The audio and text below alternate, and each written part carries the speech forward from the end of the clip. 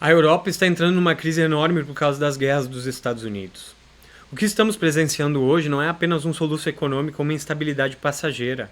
É o colapso de uma estrutura de poder que durou décadas, em que a Europa seguia a liderança dos Estados Unidos. Mas como os Estados Unidos dominaram a Europa de forma tão forte? Como grandes impérios que dominaram o mundo e fizeram a Revolução Industrial deixaram de ter uma estratégia própria? A verdade dói, mas precisa ser dita. A Europa não tem mais a capacidade de liderar o mundo como antes tinha. O berço da civilização moderna, da filosofia iluminista e do progresso tecnológico aceitou ser vassala dos Estados Unidos. Hoje, o cenário é de terra arrasada.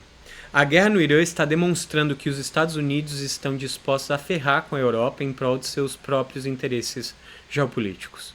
E o pior, a Europa não sabe como fazer para voltar a ser grande sem o suporte norte-americano. Estamos diante de um continente perdido, refém de uma aliança que se tornou sua própria prisão. Esse é o assunto do vídeo de hoje, mas antes disso, lembre-se de se inscrever no canal e de curtir o vídeo. Obrigado pela presença aqui. Para entender o presente, precisamos olhar para o que a Europa já foi. A Europa fez a Revolução Industrial e dominou o mundo ao longo de séculos.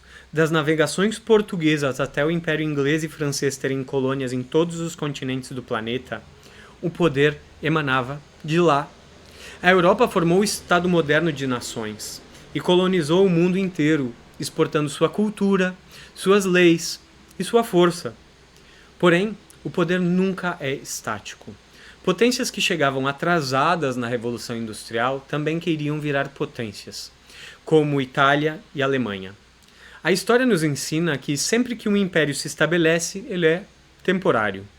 O equilíbrio de poder europeu era uma panela de pressão. Até a Primeira e a Segunda Guerras Mundiais, os Estados Unidos ficavam isolados da Europa, do outro lado do Oceano Atlântico. Desde a Guerra da Independência dos Estados Unidos, da Inglaterra, eles se protegeram para ter independência em recursos e indústria. Eles assistiram de longe enquanto o velho mundo se consumia em chamas. Durante as guerras mundiais, tudo mudou. Quando os impérios europeus se destruíram mutuamente, os Estados Unidos viram uma oportunidade de ouro. Eles emprestavam dinheiro para os dois lados da guerra e vendiam produtos de sua florescente indústria doméstica. Enquanto Londres era bombardeada e Berlim virava pó, os Estados Unidos viraram a maior potência econômica do planeta. Foi ali que começou a era das inovações que hoje são a marca dos Estados Unidos.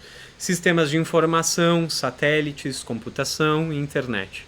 Marcas como Microsoft, Apple e Google não surgiram do nada. São resultados diretos do poderio econômico e militar dos Estados Unidos após a destruição da Europa. A economia americana tornou-se tão dinâmica e poderosa que foi capaz de vencer até a União Soviética na Guerra Fria. A Europa, que outra hora era a senhora do mundo, tornou-se um quintal de Washington em dívida permanente com os Estados Unidos. Como eu disse, o mundo não é estático, ele é dinâmico. Toda potência se estabelece e começa a ficar grande demais. Após a Segunda Guerra Mundial, quando os impérios europeus estavam se destruindo mutuamente, os Estados Unidos começaram a sair do isolamento que gerou seu desenvolvimento industrial em primeiro plano e começaram a defender o modelo inglês de livre mercado e globalização. A nova ordem era clara. Todo mundo deveria abrir seus recursos naturais para serem extraídos por corporações multinacionais. Seus setores estratégicos, as suas empresas de setores estratégicos deveriam ser privatizadas. As finanças deveriam ser desregulamentadas e as fronteiras deveriam desaparecer, ao menos para o capital. Porém, desde o fim da União Soviética, percebemos que essa paz é mantida por um custo alto. Na realidade, quem mantém a paz no mundo é a força dos Estados Unidos. O poderio militar dos Estados Unidos é imenso na Europa e no Oriente Médio. São mais de 800 bases dos Estados Unidos em cerca de 70 países ao redor do mundo. Estados Unidos e Europa Ocidental, Alemanha, França, Itália, Reino Unido e outros países formaram a OTAN durante a Guerra Fria na luta contra o comunismo. A regra da OTAN é simples e brutal. Ataca um, ataca todos. É o famoso guarda-chuva nuclear norte-americano. Mas não há almoço grátis. Em troca dessa proteção, a Europa apoia os Estados Unidos no processo de globalização. Inclusive, a própria União Europeia é, em sua essência, um projeto de liberalização das fronteiras. Ou seja, na realidade, quem define as leis do mundo é o Ocidente, particularmente os Estados Unidos. E a lei liberal no mundo é mantida pela força militar dos Estados Unidos. Para essa ordem, democracia e livre mercado significam ser bom e ético. Qualquer outra coisa é classificada como ruim. Nas últimas décadas, vivemos a chamada paz americana. Ela é sustentada por instituições internacionais como a Organização Mundial do Comércio e o Fundo Monetário Internacional, que garantem o livre comércio mundial e o fluxo de investimentos.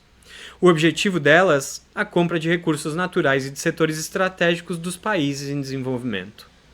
A tese liberal era sedutora. A globalização iria trazer riqueza para todos e paz mundial. A ONU seria a organização democrática do mundo, onde cada país tem um voto e a lei se aplica a todo mundo. Curiosamente, essa tese liberal é uma criação europeia, mas propagada pelos Estados Unidos, que é um país majoritariamente de cultura inglesa, apesar de ter seus mitos fundacionais próprios. Hoje a Europa funciona como o paraíso do consumo dos Estados Unidos. Os americanos copiaram o modelo industrial europeu. Suas universidades ensinam a filosofia europeia e o status ainda é ditado pelo velho mundo. Chique é beber vinho em Paris, as marcas de luxo são italianas, os carros bons são alemães. Porém, enquanto a Europa ficava com o glamour, o poder real, o poder militar e o sistema financeiro eram norte-americanos. Hoje, os inimigos da democracia são definidos exclusivamente por Washington, e o dinheiro do mundo todo, sem exceção, passa pelas mãos de Wall Street e da Bolsa de Valores de Nova York.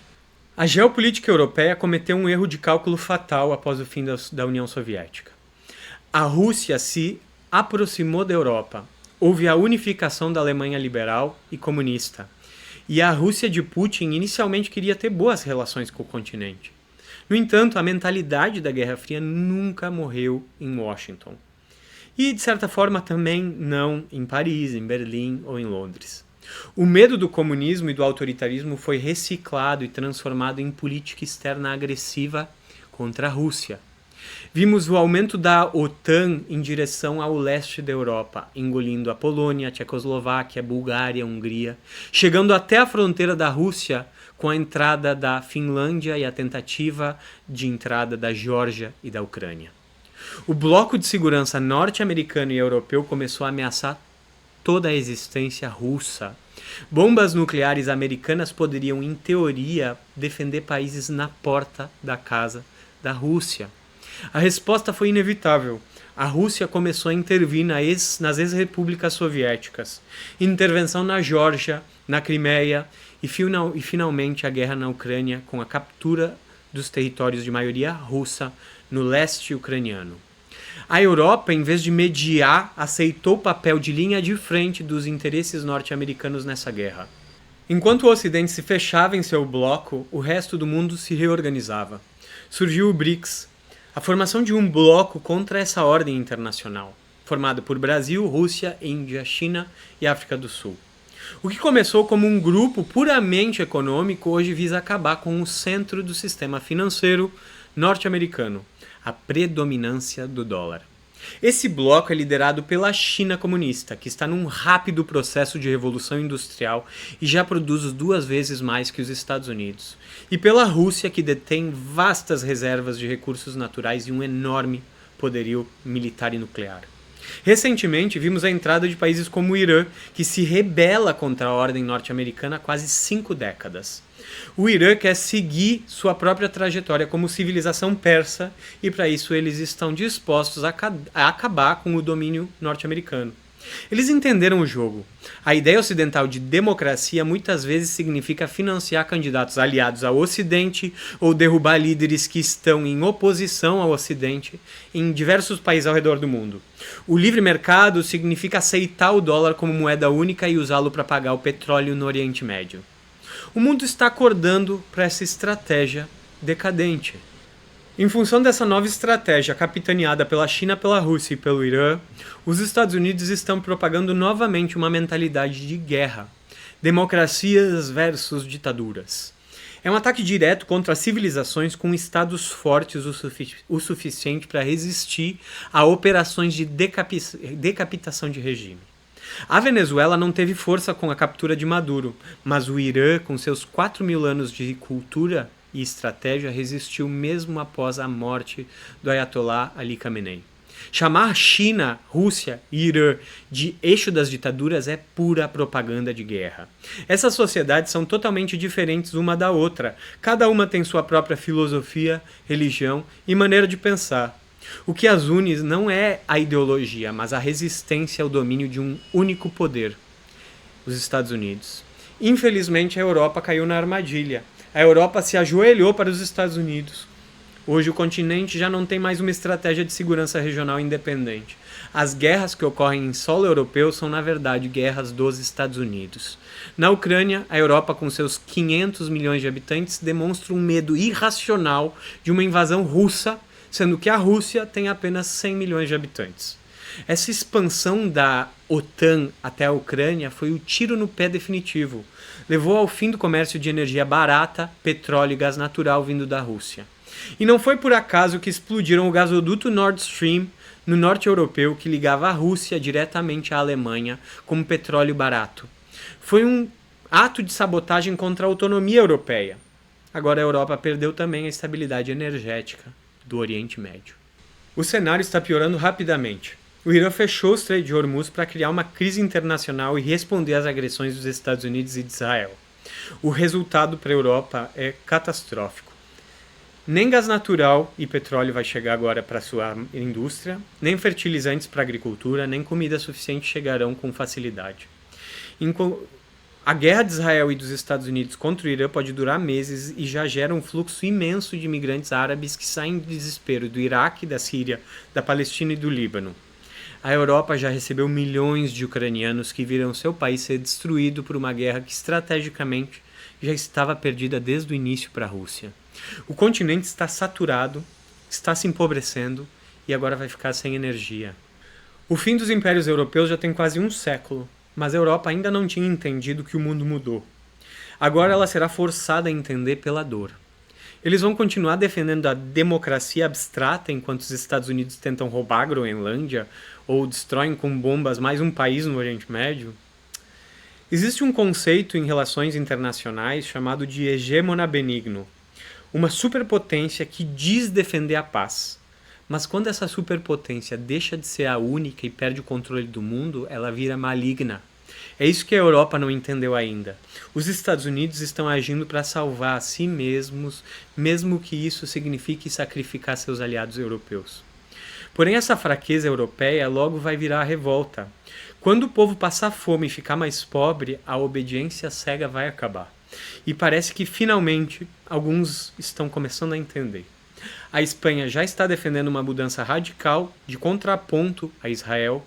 Itália, França, Alemanha e Inglaterra não quiseram ajudar os Estados Unidos na guerra do Irã, da forma que Washington esperava. A OTAN já não coopera mais como os Estados Unidos querem. A pergunta de $1 trilhão é como a Europa vai se reconstruir após abandonar a tutela dos Estados Unidos.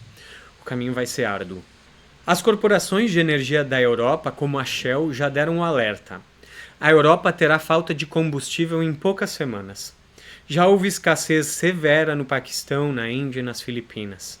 O Japão e a Coreia recebem a maior parte do seu gás natural e do seu petróleo do Oriente Médio. A falta de fertilizantes vai gerar uma insegurança alimentar sem precedentes no continente europeu. O papo furado de defesa da democracia e do livre mercado vai começar a parecer o que de fato é: propaganda de um império em decadência. O mundo é muito mais complexo do que um roteiro de Hollywood de heróis contra vilões. Na hora da crise real, os povos querem se defender, querem comer, querem aquecer suas casas. Não tem como ficar alienado no meio de uma crise mundial desta magnitude. A ordem dominada pelos Estados Unidos está obsoleta. Eles próprios iniciaram o seu fim ao usar a força bruta contra seus próprios aliados. Agora toda a aliança vai sofrer as consequências. A Europa está diante de um espelho e o que ela vê não é mais o reflexo de um império, mas de um continente que precisa reaprender a caminhar com as próprias pernas antes que o inverno chegue mais uma vez. O mundo mudou e os europeus ainda não entenderam.